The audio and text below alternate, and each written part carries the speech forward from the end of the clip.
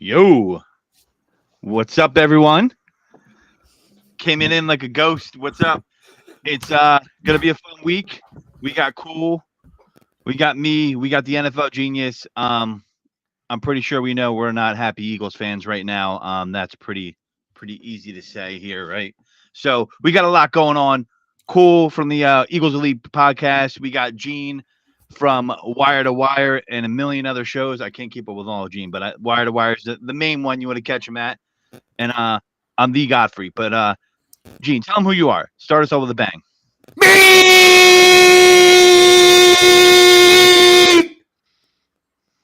Woo! Gene.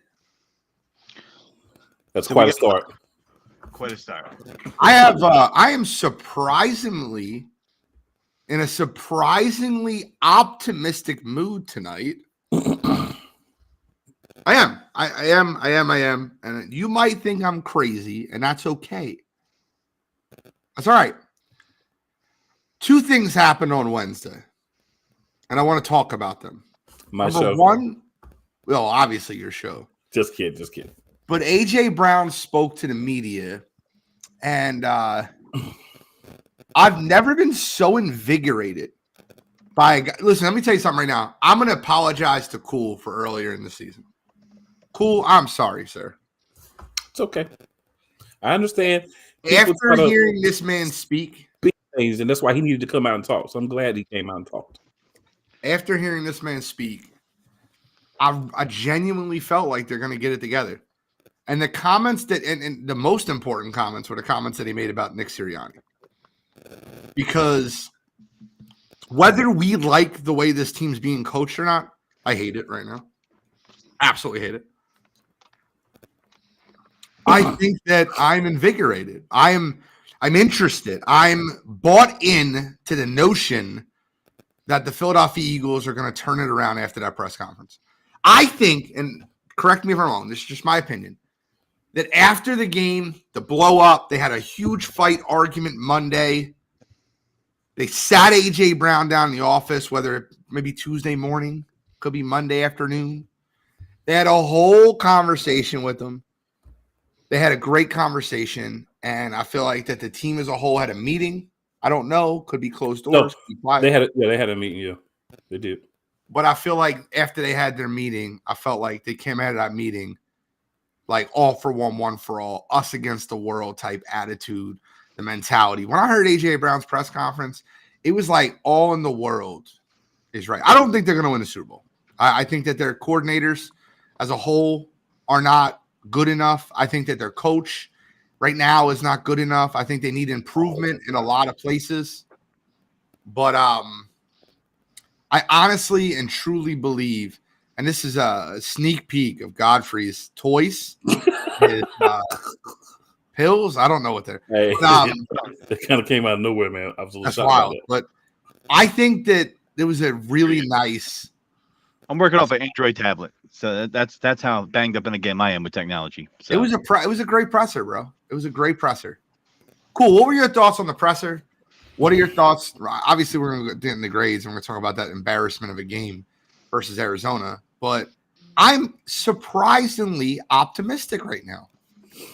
So I am cautiously optimistic, but I'm that way every week because I am a homer.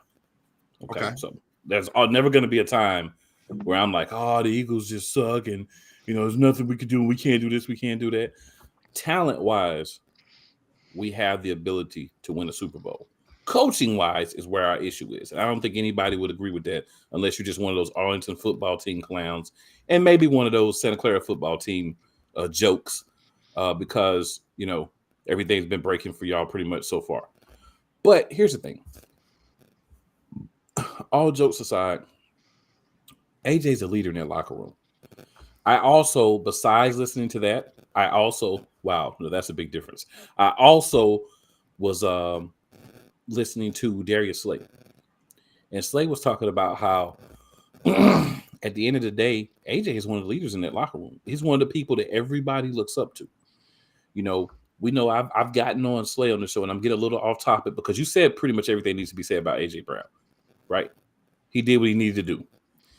So I like what Slay was saying when I listened to his podcast.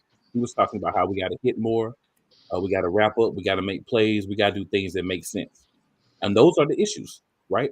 And I think that him being there, it was his birthday, but he was still there at the game. So him being there, him seeing, him being able to be on the side and see how the things look. Hopefully, when he gets back in, he could take that to the field and be like, all right, this is what I saw. Let me help try to get some guys in the right position. I don't think Slay is as good as his pro football focus rating, but I don't think he's a bad corner, right? I think he's a solid number one corner. He's more to the end of his career than the beginning. My biggest issue, and AJ Brown slightly touched on this, is getting everybody involved, right? They're a team for a reason. If you're giving guys roster spots, let them play. If they're not good enough to play, put them on the practice squad and go get somebody else or cut them. So, Godfrey, I just want to hear your thoughts on a reaction to the AJ Brown presser. I also listened to Brandon Graham speak on 94. I listened to Jason Kelsey speak this week. And Brandon Graham seems to think with Cunningham and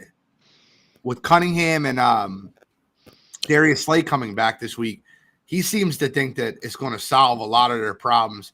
He all but said, I never heard Brandon Graham throw a player under the bus as much as he did in this presser. Not presser, he was on 94 from 6 to 7. He basically said that Zach Cunningham stepping in for Nicholas Morrow will fix the linebacking in the middle of the field. He always said that. I never heard he do that to someone. Can I just say one thing? Sure. I completely agree. 1,000,000,000,000,000%. Him and Josh Jobe. Nicholas Morrow is terrible, bro. Josh Jobe and Nicholas Morrow should not be in Philadelphia Eagles jerseys. The memories of them in Philadelphia should be burnt. I've never seen a linebacker play worse than Nicholas Morrow. I watched the Ravens play the Dolphins. I'm like, oh, wow, Patrick Queen, Roquan Smith. This is what a linebacker group looks like. This is exciting. Godfrey, what are your thoughts on the presser? What are your thoughts on the Eagles? And then we'll get into grades. I heard a lot of pressers. Heard Jordan Mailata talk twice. He was on WIP twice in one day for two separate shows. He was on the BG show, or the Brandon Graham show. He was on earlier with I believe Ike Reese. And, that's why I felt the thing was overplayed, that quote unquote Nick was losing in the locker room. And, you hear AJ talking. I don't get that sense. But I respect AJ for the way he came out. And that's why I kind of didn't want to be like, he's selfish, because I want my alpha receiver to act like that. He wants the ball. He wants to win. I want the guy who wants the ball. And it was good that he cleared things up. But I think really there's a scheme problem. There's a talent problem. It's a talent problem middle linebacker when Zach Cunningham's out, and you can't put anybody in there to even hold half of the water that guy had. And Zach Cunningham's a nice running back, but linebacker, but we're not saying he's an all pro here, right? But he's a big upgrade from Nicholas Morrow.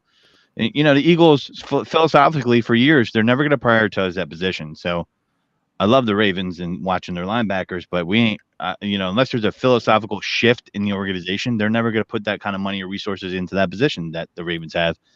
And so when I look at this team, it's funny that the Ravens come up, because I do see a comparison a lot about how the Ravens won the Super Bowl that year and they lost 4 out of 5 at the end of the year. I keep hearing that comparison a lot. They switched a defensive coordinator that same year. Keep hearing that comparison a lot. I hope it plays out that way, but we don't have a Hall of Famer in Ray Lewis on our team of that caliber, so it's not exactly a real comparison. That does make a difference. There's not a Terrell Suggs on this team, so that does make a difference. But with that being said, I'm optimistic, but I'm starting to be in the mode of believe what your eyes see, right? And what my eyes see is there's some coaching from the coaching standpoint. I don't think he's losing the team. I think he doesn't have enough of a grip on the team. He needs to be more of a firm coach, more of a conservative coach, and not let them have as much leeway as he is letting them have, in my opinion. Okay. I'll give you an example. You might disagree with this, Gene, but I was looking at a breakdown of Jordan Davis by Brian Baldinger. He's not playing good. You're not getting enough out of these guys. I don't want to hear the tiredness from these guys that when you build in the trenches like that, they must perform when they're drafted that high. He was talking about his weight, his effort, and Fletcher Cox in turn is playing more snaps than he needs to play. And this is a ripple effect on the line. And another thing I noticed is Derek Barnett. Not saying he's great, but he has looked decent, although against subpar teams for the Texans. I think he has several pressures. He's been looking good there in a rotational sense. Well, Godfrey, before you finish, because I don't want you to glaze over the Jordan Davis line without me replying. Jordan Davis and Jalen Carter have played more snaps this year than they've ever played in their life. They have hit the wall. They have hit the rookie wall. Davis is second year. He's not a rookie no more. Sir. Okay, Gene, I'm gonna hop in right here for you. I'm gonna hop in right here for you, Gene. I'm gonna let you get back, but I'm gonna just hop in and clean that up for you real quick. Jordan Davis, as Gene was just saying, did not play the entire year last year because of injury. So he does not have the same amount of play. So this is the most he's played as an NFL player. Same with Jalen Carter. The problem is they're having these guys overplay. You can say you don't want to hear tiredness, but then you need to close your ears. Because if you're not going to acknowledge that tiredness is a part of somebody not playing at the same level that they played in before, when you got an offense that doesn't run the ball and makes you in 3 and out, and keep you on the field more than you need to be, those things have to be taken into consideration. Cool. You said it perfectly earlier in the year. You said it perfect. Cool. You said it perfectly earlier in the year when you said that they lacked depth, and I kind of glazed over it because I'm like, all right, they shouldn't lack depth. They have 4 defensive tackles. They have 4 edge rushers, but they didn't use them enough earlier in the season to be able to keep them fresh. And then when Fletch got injured and missed a game, and when Jalen got injured and missed a game, and when Jordan got injured and missed a game, all these guys got overplayed, and they got overplayed in the middle. Godfrey. I wildly disagree. Okay. Listen, I'm going based off analysis and film that pro players and former pro players have put out. The analysis on Jordan Davis is he's wildly out of shape. Not he's tired. That's not everybody's analysis. That's a group of jackoffs analysis. That's not everybody's analysis. I'm Baldinger on this. He goes on film. He doesn't take shots at anybody. He goes strictly on the film. And if you look on the film, you're ignoring it. People are covering their eyes up. I believe what I see. I'm not saying he's a bust. I'm not saying he can't be good. I'm saying right now he's not in good form. And they're saying he's out of shape, and that's how it's showing on the field. Now, if he's not out of shape and he is in shape, then what is it? It's just because he's hitting a rookie wall, and then we're going to overplay Fletcher Cox. Now, then that goes to Howie. Howie should have saw that coming then, and then maybe we had some more depth, right? Whoever it is, it's sloppy to me. There's a lot of sloppy play, and I don't see it in other teams like that are supposed to be on the caliber the Eagles are in. And, I just even like watching that game, we'll get into. I mean, come on, man. Like they were, how are they gassed against this team? Like it was embarrassing. The Cardinals didn't even punt. They didn't even punt. How? So just to be clear, and you're kind of getting away from what we're talking about. Jordan Davis, and this is just over the course of a season, right? And maybe it's gotten worse the last few weeks, and that's okay. But he's number 8 in the NFL in defensive tackle run stop win rate. He's double teamed on 52% of his snaps. 52% on rushing plays, he's double teamed. Jalen Carter is one of the top defensive tackles in the league in defensive tackle pass rush win rate, and he's double teamed Jalen Carter on 59% of passing plays. They both rank top 10 in the NFL in those categories. Isn't getting double team a defensive tackle part of the position? It is part of the position. Okay. But my point being is when you get double teamed and beat up all year and you haven't played enough snaps, you've never played this many snaps in your life. Jordan Davis is about, this is not a joke, right? I looked at it the other day. He's about 74 snaps above his career average. No, his career high in snaps. He has 74 more snaps than his career high right now. Jalen Carter has 117 more snaps than his career high right now.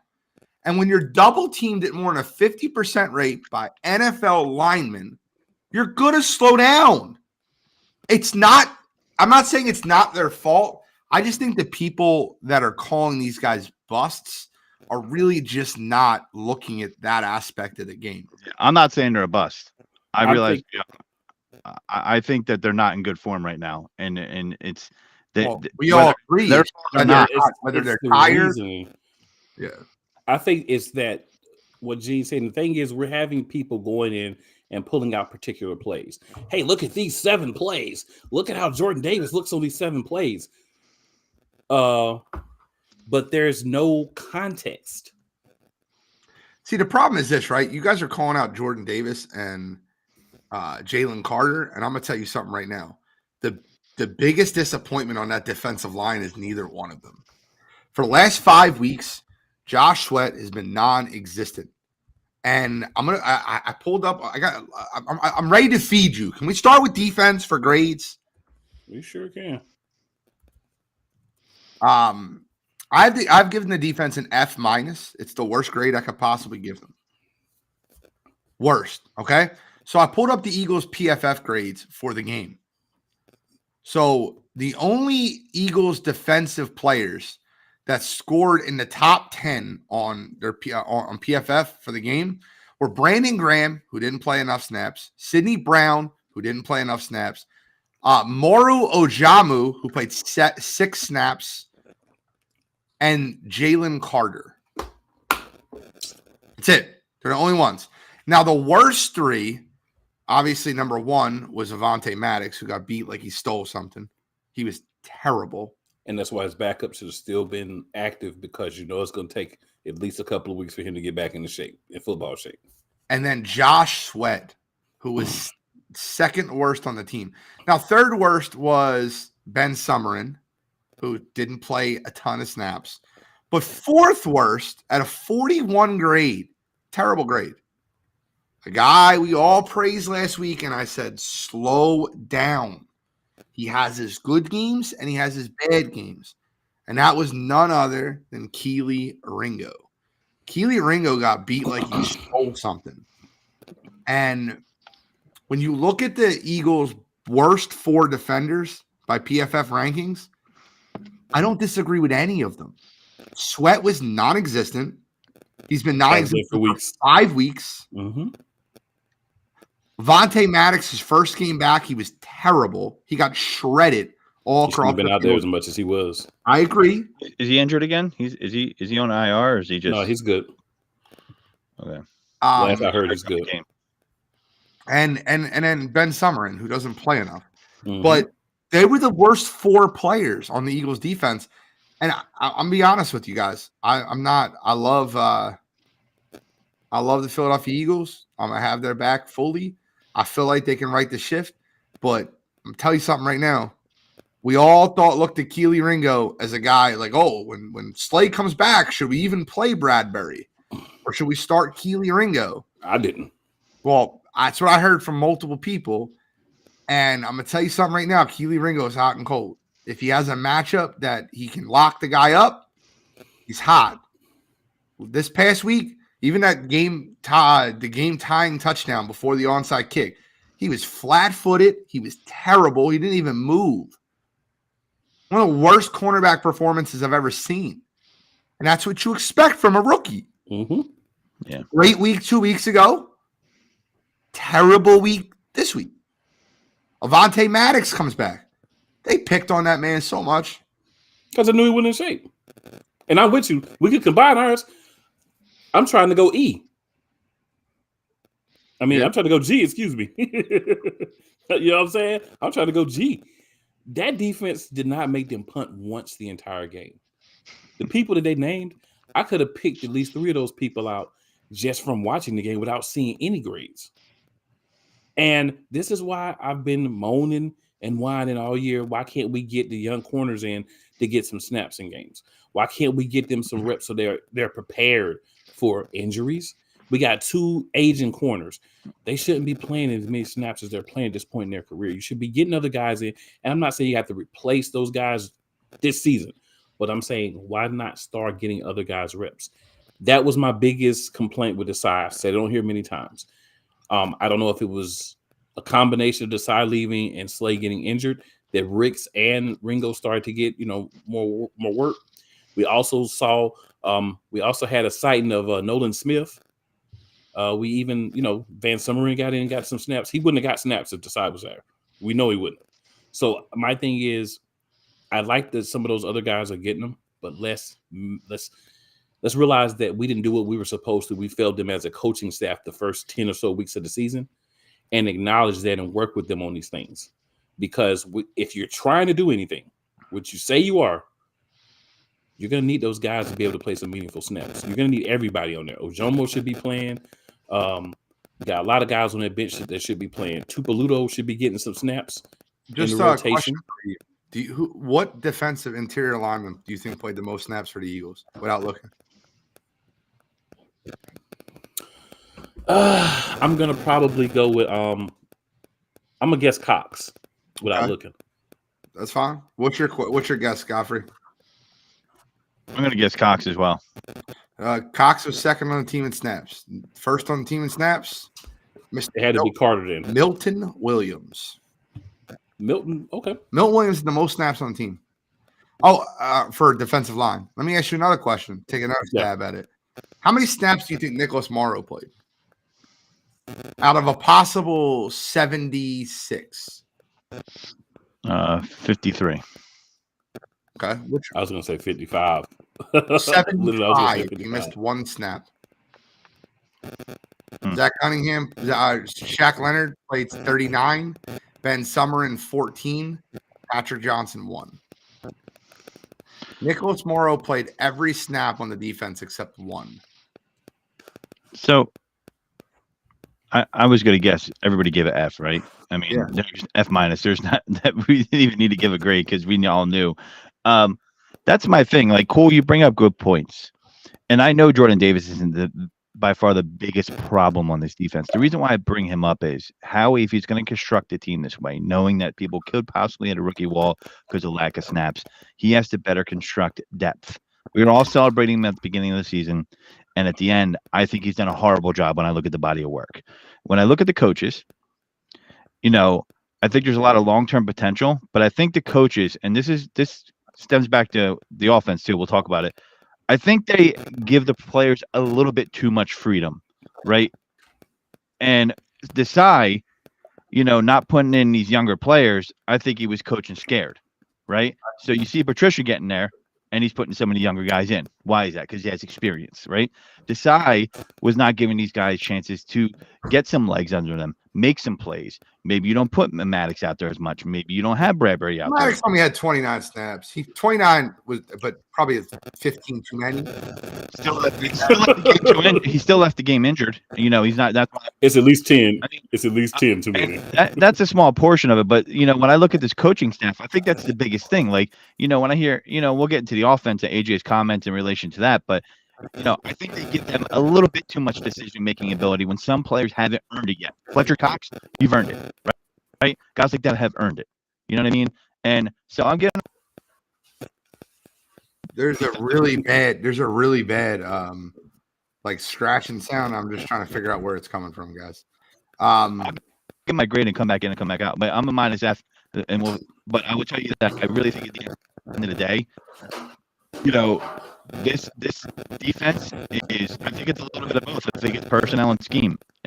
And, and I'm not blaming the rookies because I think the rookies still have to develop. I can't even hear him.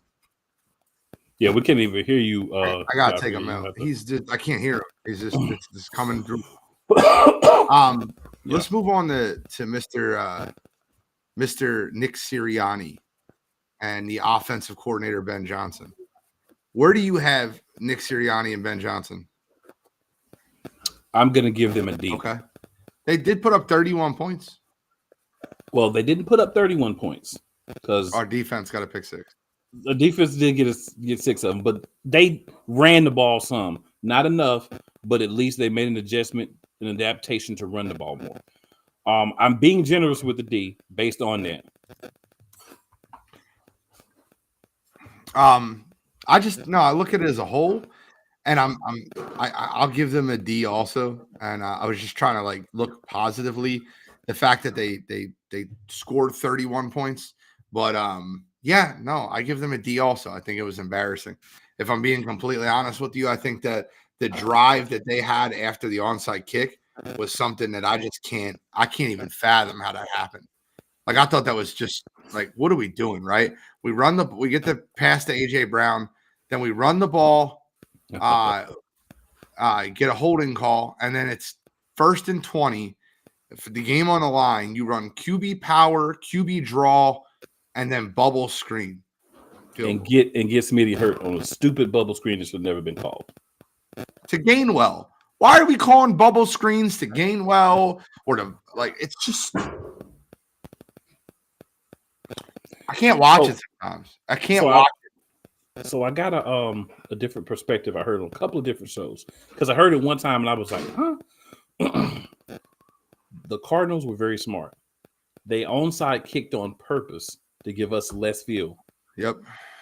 And then we went down and did exactly what they wanted us to do. Well, their whole goal was to get the ball back, even if we did score a touchdown, and have an opportunity, so we couldn't drain the clock, bring the ball out. Guys, I'm sorry. Both channels are like the echo is so bad. The speaker quality is so bad. I don't mean to remove anyone. Cool, be right back. I'm sure he's going to fix his mic, but hopefully Godfrey hops back on shortly. But it's a very ugly game for the Philadelphia Eagles, and as a whole, I'm hoping, yeah, it's still there. But I'm hoping that. Are you back, Godfrey? Are we good? I'm back. Yeah. How do I sound? You sound good. Everybody sounds better now. I don't hear no clicking, no sound, no. But I'm gonna pass the buck to you guys. We're the offensive coordinator, Godfrey. Where are you going with OC/head coach? I'm gonna give them. I got to give them a C. And I mean, I just can't listen. I know they put up points, right? But I'm not looking at the totals here. I'm looking at what they didn't do. They didn't run the ball against the worst defense enough in the league, right? If your defense isn't playing well, right, you need to run the ball to keep them off the field, right? I mean, isn't that a good strategy? Am I wrong, fellas? And you got to help your D out. If you know you're short, if you got a player saying that Zach Cunningham coming back will fix the defense, and it's that big of a hole, let's keep these guys off the field. Let's help the defense out, right? Because they're not the strength of the team right now. And that's, I don't like the scheme. Some AJ said, concerning the Seahawks game and certain other games, like there's plays that him and Jalen came up with, right? Well, coach, reel them back in, right? You got to take what the defense gives you. Now, that 3-play sequence toward the end, I think everybody agrees that wasn't great. But then when you hear AJ talk about it, he said, well, listen, if people did their job and he didn't say someone's name, a certain individual, we could figure it out, was pushed out and blocked, he says that's a 30-yard touchdown. That's AJ Brown's words, right? So he's saying coach is taking the fault for him. And they're loving him for that. I get that. But at a certain point, they got to readjust what they can and can't do on the field. I think it's average. It's average. It's a C average. They should have just ran them over. Everybody in the NFL was running on the Cardinals, and instead they ran us over. And it just him not having players prepared, in a sense where, now you're telling me they're out there like, all right, coach, we think this is better. We're going to go off of this. No, this is the play we need to do. We haven't won many games in the last 4 games. This is what we're doing. Show some leadership. That's not leadership. That's rudderless leadership. Take a direction. Have some balls to be right or wrong. Can't ride the fence all season. Okay. Let's move on to Jalen Hurts. You guys hear me all right? I hear you perfectly now. You sound great. Everything sounds clear now. Sorry, guys. Sorry for anybody listening. for the audio quality we had a little earlier. Hopefully, a lot more people will come join back. Dropped off a couple people. Now we have Godfrey's camera flipping again. Guys, Yeah. let's go move on to Jalen Hurts. Cool. What do you give Jalen? I'm gonna give Jalen a C. Those runs at the end, just sliding down instead of throwing the ball away because you're still the quarterback, can't do it. Okay. What are you giving him, Godfrey? I'm going to give him a B minus. I agree with somewhat with Cool there. But I think overall he had a pretty good game. I was happy with his performance as far as, running, passing, getting the ball to different receivers. Julio got a couple touchdowns, which was surprising. No one had that on their bingo card, I'm pretty sure. Not one, but two.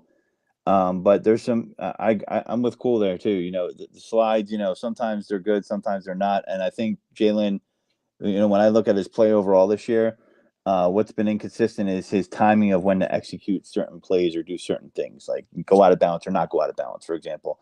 Let's go deep or let's take what the defense gives you, for example. And I don't think he's been rhythmic the whole season.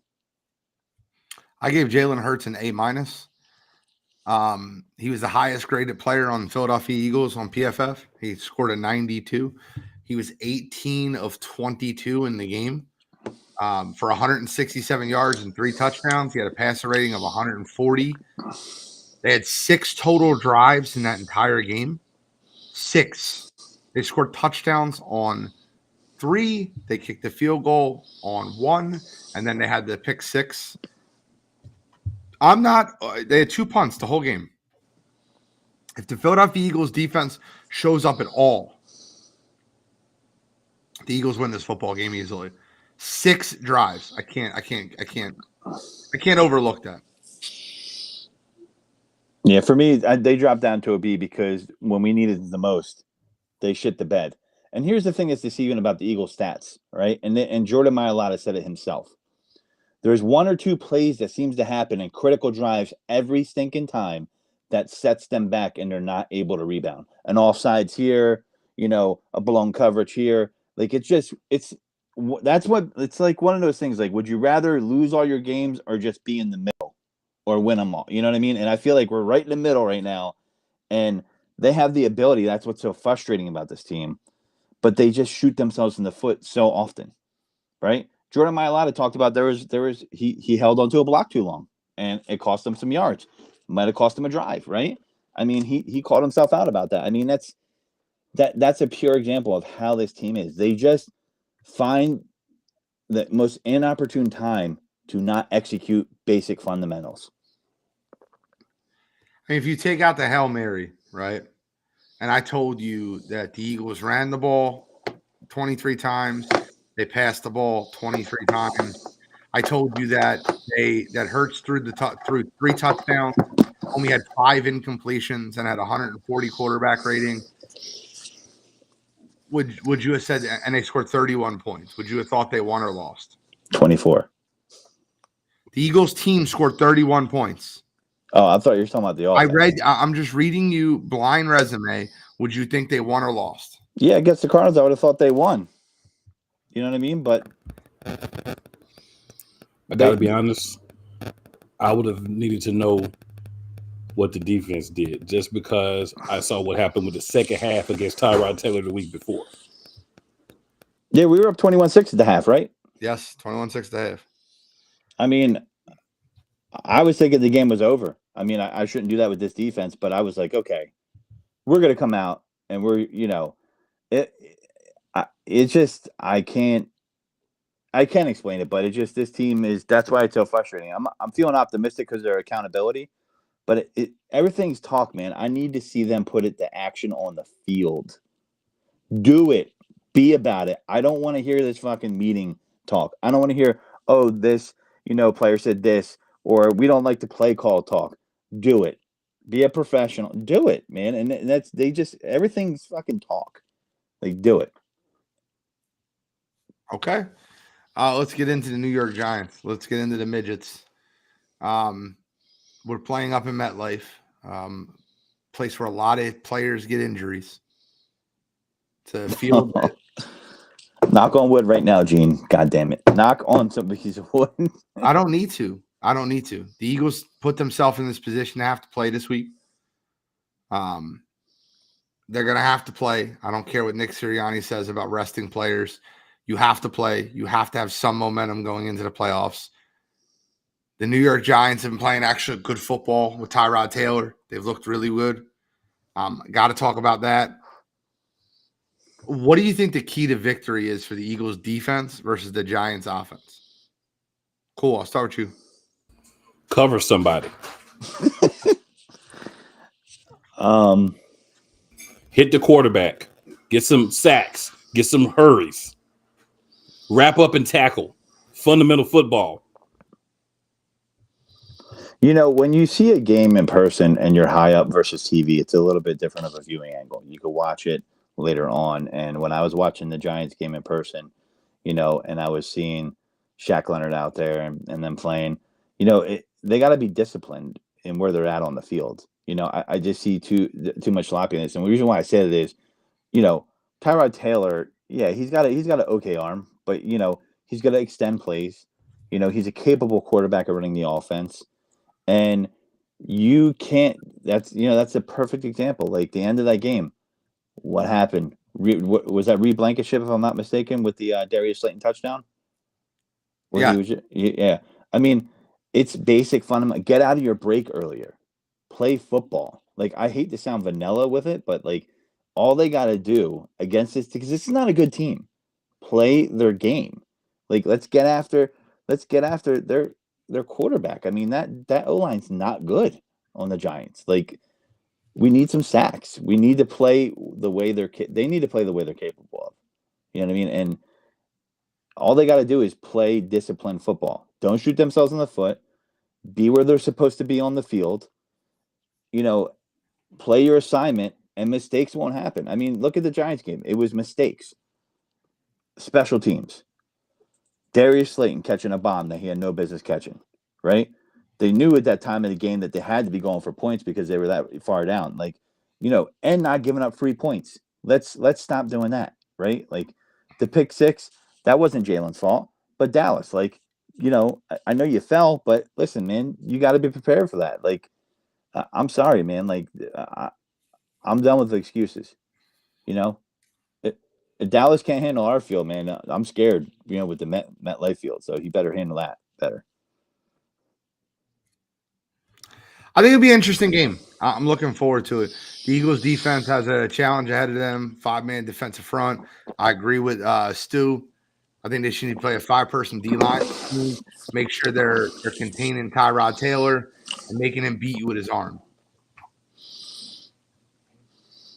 You get Tyrod Taylor throwing on the run, in my opinion, and watching that game, you're not going to get as accurate as a passer as he can be, and that is going to be harder for them to make plays. You know what I mean? I just, I think he's a capable quarterback, but like you make him uncomfortable, right? Like, get some QB pressures in there. Like, Josh Sweat needs to show up. Like, I need Hassan Reddick, to show up. I'm just saying, like, this is one of those games where it's a gut check game. It shouldn't have mattered. This game on the schedule, everybody thought was going to be a nothing game. Well, now it's not. It's not a nothing game. I mean, they played the Rams tough. I watched a lot of that game. The Giants They played the Rams very tough. They would have won that game if the field goal kicker didn't miss. I mean, they played them tough, and the Rams have been playing good football too. So don't think the Rams just stunk. They had a reason to play last week as well. Giants don't really have a reason to play. They're just playing for pride. And the thing about a team, and this is why I was kind of scared of the Cardinals, not because I thought they were a great team.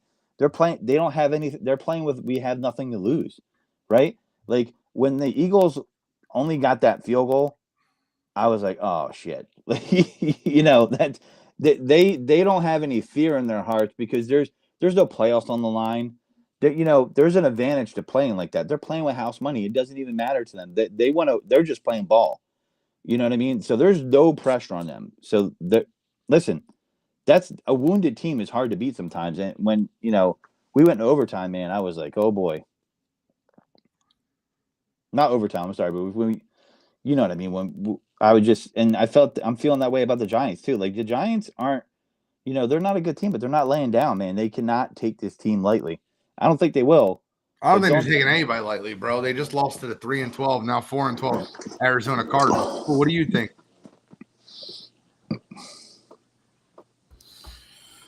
There's a lot of things you can say, but I'm gonna boil it down to this. Very simply, we got to get out there and we got to really play. Like Jalen's got to take what's given to him. Don't worry about trying to make the big plays if they're not there. Control the ball by running it. Right? Run the ball. Run the ball. When you're not sure what to do, run the ball again. Run the ball until it does not work consistently. That's an edge that I feel like we haven't used all season. It should have been used more against Arizona. It should have been a run-heavy game plan from the jump. Worst running defense in the NFL, and we didn't take advantage of it. That's the kind of tomfoolery that makes me concerned because there just seems to be a heavy disconnect at the top. The brain trust, the coordinators, the guys who are calling the plays, I feel like they're idiots. So I feel like the players have to overcome the other team as well as your poor play calling in order to have a chance to win. So they're going to go out and be like, piss on those dudes. They don't know what's going on. We got to do it ourselves if we want to go somewhere. I feel more confident. If they are going to continue to follow the playbook of a guy that has an elementary playbook, I'm sitting watching the game at the sports bar. Fans of other teams are telling me what the plays are. And I'm just sitting there with my head down because I'm like, that's the play. I know what's the play just like you do. You have to be better than that. Over 95% of our snaps are from shotgun. No, I was just going to say that. Why? All the things that we're doing offensively are asinine, and we still have as many wins as we have. The only reason 95 and not 100 is because they run the tush push under center. I know. It's really yeah, that's the only reason. I've seen maybe 4 times this year where we ran regular plays at once. Jalen Hurts took all his plays at Oklahoma out of shotgun and takes most of his plays from the Eagles out of shotgun. He's comfortable out of shotgun. That's what he is. He was comfortable last year and he wasn't in shotgun all the time. He was in shotgun all the time last year. Not all the time. He had some plays under center too. He wasn't in shotgun the whole time last year. It wasn't 95% of the time. Okay. I feel like the shotgun thing is more of a trend in the NFL. It's been like that for a while. There's a lot of teams that are just running. I mean, you don't see the days of I formation anymore, or the running backs are deep. Like it's just. I wish they weren't, but when you look at our team, man, the shotgun thing is kind of frustrating too. And I think sometimes when you have to run out of shotgun, it limits play design as well. Oh, and by the way, the one time they did, one of the 2 times they did punt the ball, it was on right after that Devontae Smith. I wouldn't call it a drop. It wasn't an easy play, but we've become accustomed to Devontae Smith making that catch. So yeah. I get it. I just kind of wanted to bring that up and put perspective on. I felt like Jalen played a very good football game, and I feel like Jalen continues to play that way, and we start improving some of the play calling. I think that the Philadelphia Eagles offense will be fine. My biggest concern with this team comes defensively. Now, lucky for the Eagles, they don't. New York Giants do not have a quarterback that can dice you up passing short, quick routes. He just doesn't. He's not that guy. You're not going to have to worry about Tyrod Taylor dicing you up in the short game. Kyler Murray literally diced them up, and I thought that was insane. Kyler Murray, but he feasts over the middle of the field. We talked about that. We talked about that last show when we said 75% of his passes, targets, were in between the seams, and every time he ran a pass to the outside, it was a quick out. It wasn't something, and that one pick six that he overthrew, the receiver ran the wrong route or he threw the wrong route. He audible to the inside, I believe, on that play. He meant to go to the inside. I think Kyler Murray, where he wanted to throw it, the receiver, he was picking them apart, man, and that's surprising to me. I agree with you. The defense is the number one concern over the offense. I just think at the end of the day, they're it's just this team's in crisis, whether people want to admit it or not. I mean, I'm feeling optimistic that they're coming together, but man, there's been a couple weeks after they had some losses where they should have come together already. The Seahawks game should have been that was bad. I mean, I could forgive him for the 49ers. I could forgive him, for losing in Dallas. But the Seahawks game, man, I was like, wow. And then you think that's the pinnacle of bad losses, and then they upped it, and they said, let's lose to Arizona. That was probably one of the ones, even though the game was an important round, I didn't want to see Gannon come here and win. And I'm like, you got to be kidding me. It was one of the worst losses I've ever experienced as an Eagles fan. I mean, Yeah, it was one of the worst losses I've ever experienced as an Eagles fan. It was definitely the worst Eagles regular season loss I've ever experienced as a fan. Yeah, it was bad. Are you typing, bro? Me, I'm not typing. Okay. Just hear keys clicking. Guys, Eagles offense versus the Giants defense. What are your keys to victory? You said run the football, DeAndre Swift. I also take what's there. Stop trying to force what you want and take what's there. Read the defense. Pre-snap read the defenses, and take the plays that are there. Yeah, that's what has to happen. They got to run the ball, and they ran it against the Giants 2 weeks ago. But the problem is they need to run it in a manner where they're setting up the pass with play action, and I don't see that. And when I was watching the Giants, they were like, we are not letting AJ Brown get over top. They weren't. They were like, we're not letting that happen.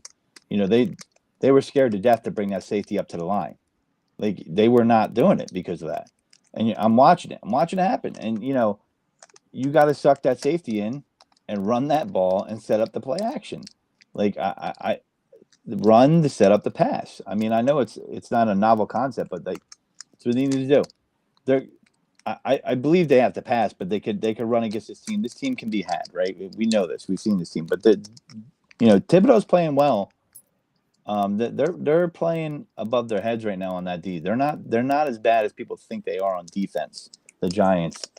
And I think you gotta approach it by I want to see some play action from the Eagles. I want to see them set up the pass with the run, not pass to set up the run, because that's what they're doing. Let's pass, let's get ahead early, and then let's run the ball. But that's not working. They were throwing the ball a lot versus the Rams, and Tyrod Taylor's 27-41, 319 with a touchdown and a pick. They only ran the ball 20 times, so they were throwing the ball a ton. Yeah. Let's get a score prediction for the game. What do you guys got? I'll go Eagles 28, Giants 24. Okay. Damn. Why are you gonna make me uncomfortable like that? Cool. I'm gonna go. I think the Eagles gonna put up 31 points this week. I think Eagles 31-20. Eagles 38, Giants 3. Woo! I think the Eagles blow them out. I think it's a get-right game. I think they get right going into the playoffs. I think the Philadelphia Eagles are going to play their best game of the season this week. I am super excited about this football game. I have no doubt in my mind that they're going to get right this week and then head into the playoffs and get our hopes up. I don't know if it's going to be getting our hopes up for nothing or if it's going to be getting our hopes up for a run, but I feel like that they're going to get a lot more people to buy in after this week, and I'm calling the blowout now. I think this is an absolute slaughter. I think the Eagles stomped the Giants. I don't think the game's close. I don't think it's ever in doubt. I think the Eagles have everybody back defensively, and I think they head into the playoffs on the right foot. I would love for you to be right, sir. I would love to be wrong on this one. I would be so happy to be wrong. They get Zach Cunningham back, right? Cunningham's back. Slay is back. Vontae Maddox the second week after his injury. I feel like this is the game the Eagles get it together defensively. Are they missing anybody? I would love for them to just be average defensively in the past, right? You don't even have to be great. Just be average. Don't be cheeks. Just be, solid. I don't think Devontae's playing. I'm pretty sure he's not playing. Hassan Reddick, he shouldn't play. No, I agree with you. But as far as anybody else, the 3 DMPs today were Jordan Davis, Hassan Reddick, and Devonta Smith. Everybody else is a limited participant or higher. Who are they bringing up from the practice squad as a receiver if he doesn't play? They don't need to bring anybody up. Just going to go Quez, Zacchaeus, and AJ? And Julio. And Julio. That's right. I mean, listen, we'll see how that works, man. We talked about it beginning of the season, Quez. Like, that's another thing that's really on my nerves about the Eagles. Oh man, I'm gonna answer your question by saying no. Yeah. I don't because the Eagles are already in the playoffs. The Eagles should let the young guys play now before the playoffs. No, I think the Eagles should play who they're going to play in the playoff. Yeah. The young guys should be part of their rotation, but not just, we already in the playoffs, so let them just play. Yeah, I think listen, Howie Roseman, is horrible at drafting receivers. Anybody could hit. My mom could have drafted Devontae Smith and hit on him. Okay, I'm not giving him he really pulled a nugget out of nowhere with Devontae Smith. I mean, we will all agree he'd be a quality receiver probably wherever he went, right? I mean, we all thought Justin Jefferson would be a quality receiver too when we see what he did. Yeah. Well, Rager, Quez, he was a 5th-round pick, so I'm not saying you got to hang your hat on that. There's been a lot of picks by Howie, and I'm not like his results of receiver. And I look at teams like the Rams, right? Puka, 5th-round pick. Even outside of that, I'm talking about scouting. Demarcus Robinson off the trash heap has a touchdown 4 weeks in a row. Younger guy, has some speed, played an Andy Reid system, knows the offense. There's people like that out there. I'm not saying they need to sign people like that, but there's a reluctance or unwillingness to bring people like that, I think, into that receiver room, and I just don't get why. They need more depth at that position. Because Quez, I'm sorry, he's not a good receiver, and that wasn't a part of the equation last week. But, Devontae Smith being out, I'd rather have a Demarcus Robinson on the team. Guys like that are out there. I'd rather have Zacchaeus actually get to play. I'm with that, too. I like him. I like him. But I'm just saying. And then Kobe's active now, too, so you got 5 receivers still active, technically. Yeah, I think that Howie, we were really high on him at the beginning of the season, but I don't think he's done well with the depth piece of the team on both sides of the ball. Well, I never completely bought into Howie, so. I have a counterfeit green this week. Do you guys have one? I have several, actually. All right. So you want to give your several? I'll go last because y'all might take some of mine, and that way I won't have to say it again. Well, my first counterfeit green is Marcus Hayes. You cannot write that report on AJ Brown and be that source that writes that report, and then when he speaks to the media, you're a ghost. You have to show face. You have to be able to. You cannot not show up to that. You can't do that. So, in my personal opinion, my biggest counterfeit green this week would be Marcus Hayes. That's I was wondering about that too, because I did see that article. I didn't get to read most of it, but I was like, wow, it was funny as I heard him talking on the radio. He doubled down on it today too. He said that AJ Brown said he had no issues with the Eagles play call, and then he cited an example that time in Seattle when he and Jalen Hurts ignored the play call, improvised, and called a play that lost the game. Well, I mean, AJ copped to that though. I mean, he said that, you guys are on Nick, and that was us. You know what I mean? He said Nick was pretty much covering for him, which made Nick Sirianni look like a big fat liar. And that leads to my counterfeit green. Nick Sirianni saying I'm an honest guy. I speak the truth. BS. You got exposed for being full of it through your players, through what you say. No, man. Listen, I don't want to hear about Flowers. I don't want to hear about any of that other stuff. It's counterfeit green. Don't say you speak honestly. It's coach speak just like anybody else. You're no different. I mean, and when you hear AJ talk, and I'm happy with AJ, by the way. I think AJ, I think a lot of people, we want emotion from these athletes, and when they give it to us, we hold it against them a lot of times, and that's why. And I felt like that's kind of what was a little bit of what was going on there. But when you hear him talk, it basically confirms what I'm saying about Nick Sirianni. He was straight up lying for him. Yeah, he was to protect his players. Cool. So my first counterfeit green is to AJ Brown and all the players who've been coming out saying that they support Nick Sirianni and they believe it's his play calling. You're lying. Stop the cap. My second counterfeit green is Nick Sirianni as a person to develop players, as a head coach, as a guy who picks coordinators, as a guy who does anything but you jump around yelling rah, rah, rah. For you masquerading as a head coach for now your third season in Philadelphia, that's a counterfeit green as well. I also have a counterfeit green on the defense as a whole. You promised us at least a decent defense, and you lied to us. And then I also have a counterfeit green on myself for believing that this team was going to do better than the streak than they did. You calling it counterfeit? Man, the FBI is gonna be in here. We got so much counterfeit. Jesus. I mean, yeah, I'd say the Nick Sirianni thing. Like, I there are things I question. I'm not on the let's get rid of him bandwagon, but I do think There's the head of that bandwagon.